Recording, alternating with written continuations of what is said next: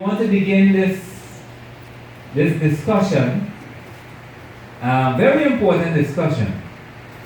All right, and as I said, these outlines which we discuss church membership are prepared mainly by Bill Scheidler, a very respectful man in the church arena, and we adopt these and adjusted some of them. Purpose. Come on, quickly. Purpose something. Come on, and read for me. Purpose. The purpose of this lesson. Are you there? The purpose of this lesson is to help the believers see that membership in a specific local church is something that will be beneficial to him or her in working out his commitment to the Lord and other members of the body of Christ. Thank you very much. Purpose of this lesson, look at it in bold, is that membership in a specific local what? Specific local church. It's something that will be what? A curse? Another new. A curse? Beneficial. Right? To help you to fulfill your commitment and walking out your commitment to the Lord. Amen? Membership. Don't put up your hand. But anybody here who ever thought about church membership before? You ever consider yourself being a member in a specific local church? Alright, weeks gone, the last 3 to 4 weeks we discussed local church commitment. Amen? Are you with me? Alright, we saw the benefits, the importance. What does it mean when you're committed to a local church? When you're committed to a local church, it means several things. We saw that last week as well, amen? Repeated some pointers. So about 3 weeks we spent on that lesson discussion, amen? And today, one of the things that seals our commitment, we saw last week, or week before rather, was where Ruth was speaking certain things. And she said, wherever you go, I will go. Your God will be my God. Where you die at, your people will be my people.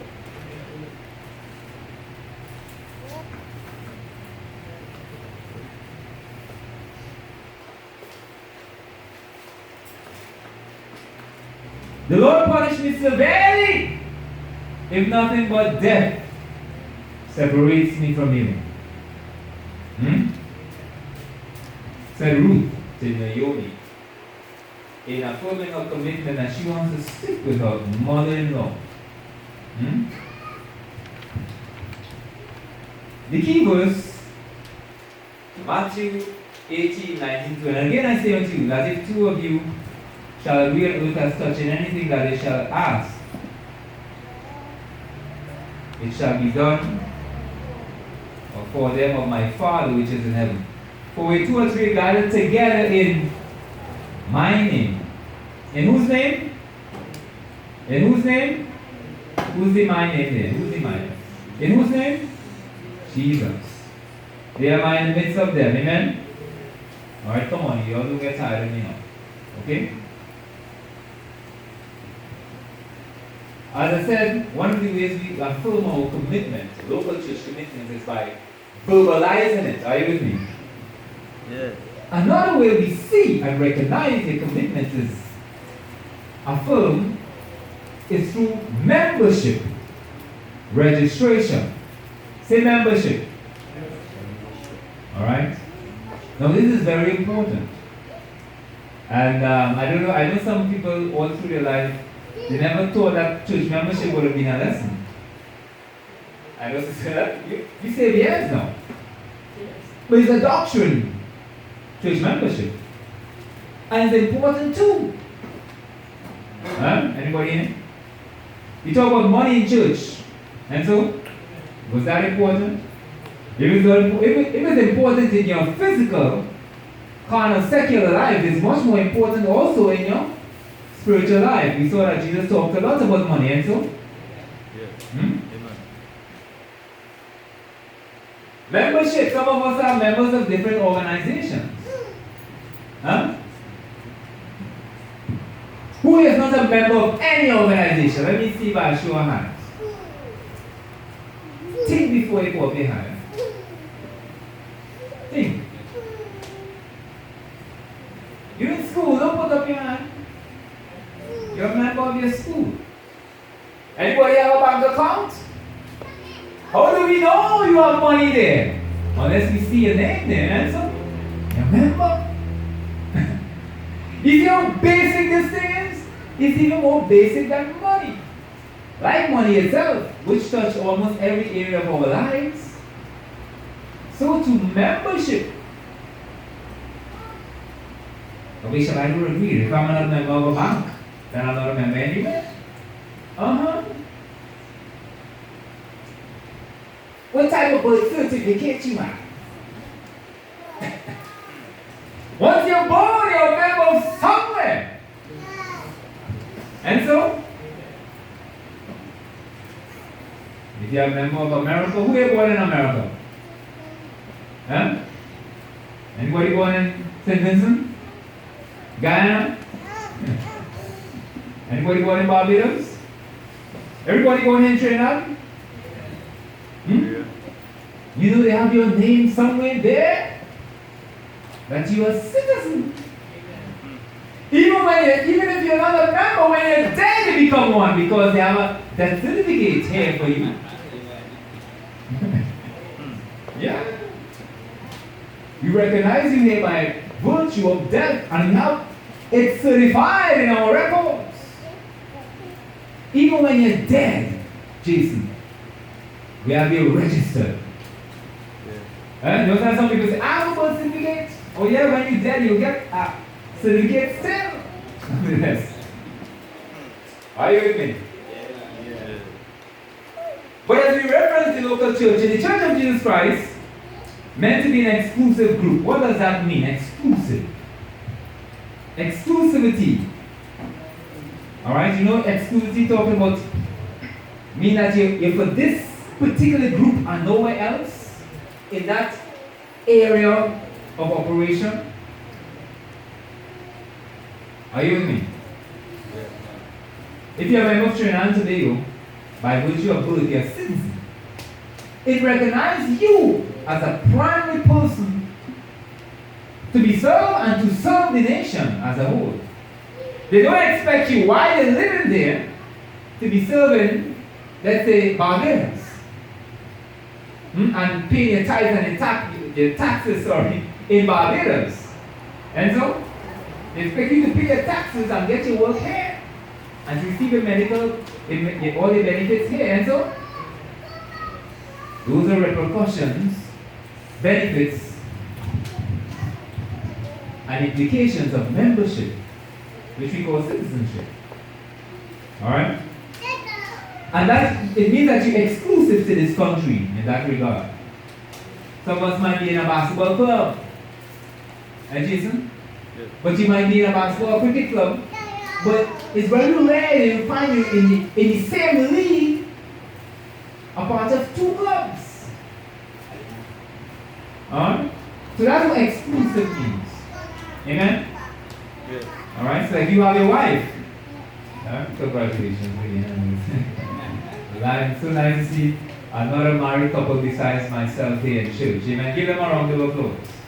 Yeah. Amen. Alright. And it means that his wife, even though I got a hug this morning from her, she's still exclusive to him. I ain't hear the amen. Amen. Amen. She's still exclusive. She can't be in my household and another household. No. So we understand what exclusive means, amen? So when the Bible says the Church of Jesus Christ is meant to be an exclusive group, in what way? The word church, by its very name, it means call out ones. Ecclesia is the Greek word there. Right? It means call out ones. The Church of Jesus Christ consists of only those who are called out the world by the gospel of Jesus Christ. That's why we share it, amen? Into the church. And to be a part of the church, amen? Are you with me? It consists of those whose citizenship is where? First being heaven.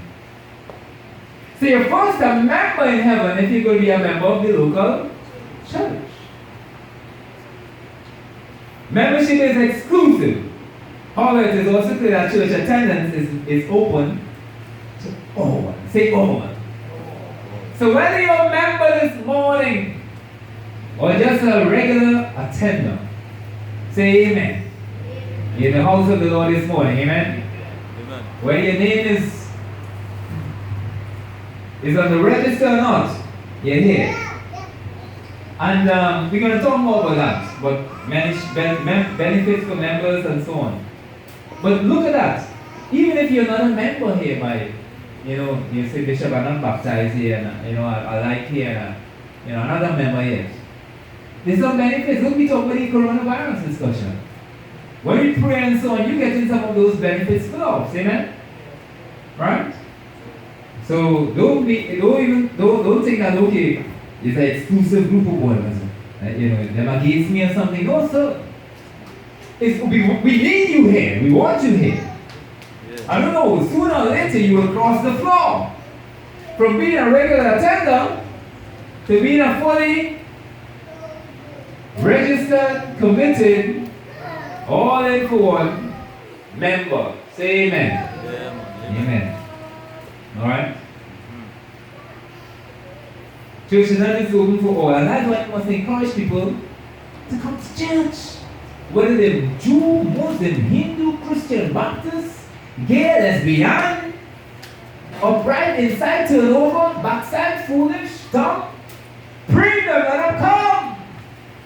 Let them hear the word, amen?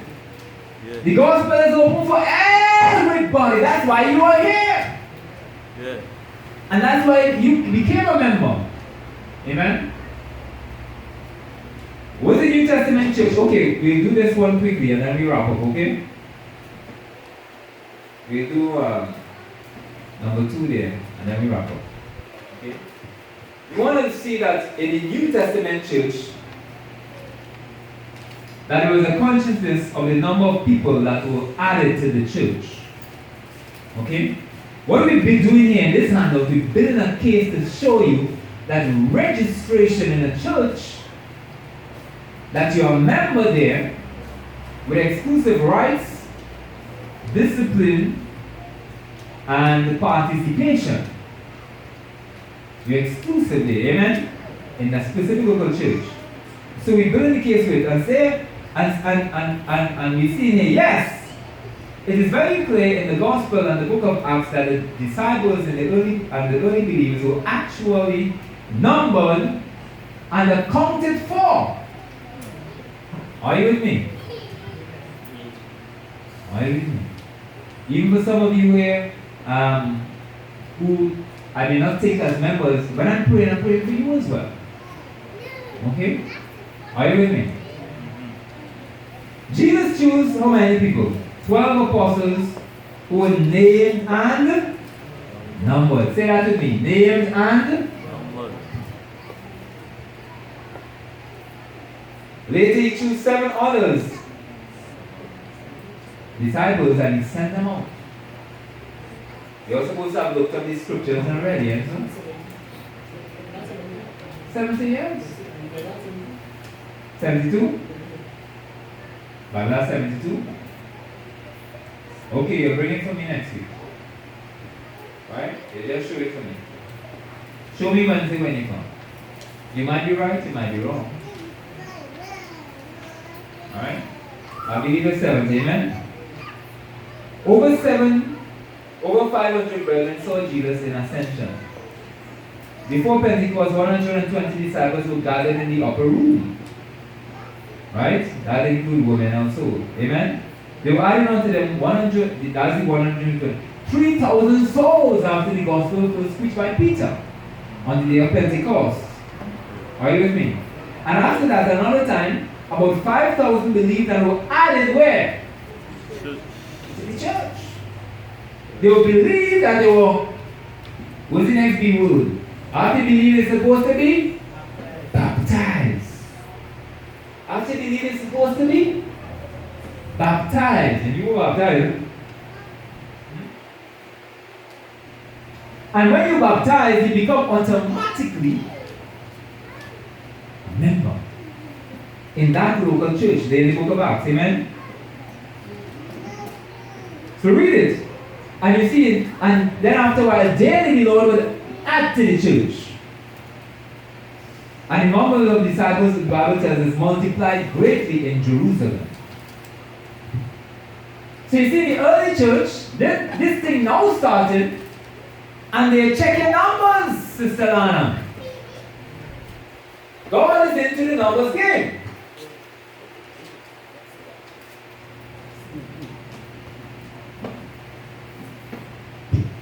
You already know that? God is in the numbers game. Yes, numbers are very important. We saw it there in the book of Acts. People now get saved. And the church are already accounting for people by way of registered numbers. They were consciously aware of the numbers and the people that were added to them. Are you with me? Amen?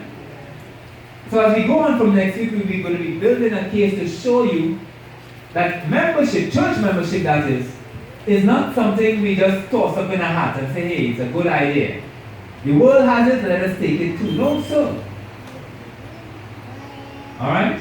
As you continue to read and explore this handout and look at the scripture verses, please do this week. So that's the second assignment this week, amen? Research, check up on the coronavirus, gather the information gathering to come and share, and also to do research on these scripture verses that talks about, that speaks particularly about registration or number recording in the Bible. But just for you to think about it a little more, and it's there, you're going to see the scriptures. God already have us numbered in heaven. Registered, He has names. Huh? You know that? So before you became a member of this church, your name was also a member where? In the Lamb's Book of Life. Written and recorded, amen? Alright? And listen, think about it. Membership touches all of us in every area of our lives. When Pray is free now. When Pray was born, we were members. No, before she was born, we were in a particular health center.